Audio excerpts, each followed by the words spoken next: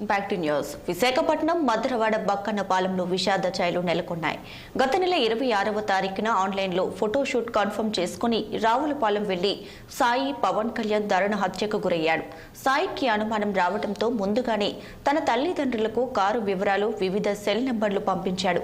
3 రోజులుగా తమ కొడుకు కాంటాక్ట్లో లేకపోవడంతో తల్లిదండ్రులు పోలీసులను ఆశ్రయించారు.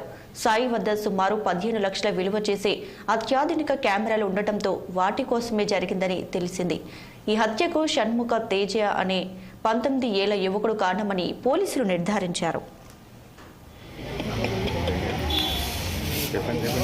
మండే షూట్ కని చెప్పి వెళ్ళి అక్కడ రాజమండ్రి మరి ఎలాగ వెళ్ళాడో, ట్రైన్ మీద వెళ్ళాడో, బస్ మీద వెళ్ళాడో తెలీదు.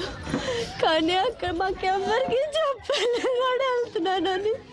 వాడు వేరే ఈవెంట్ ఒప్పుకున్నాడు కదా, అతను చెప్పాడు ఏంటి నాకు ఇలా ఈవెంట్కి వస్తానని చెప్పాడు. కానీ వాడికి ఏదో షూట్ 15 రోజులు ఓకే అయిందంట, అక్కడికి వెళ్ళిపోయాడు అని చెప్పి అప్పుడు అతను చెప్తాడు 15 రోజులు షూట్ కోసం వెళ్ళాడని చెప్పి మాకు అర్థమైంది.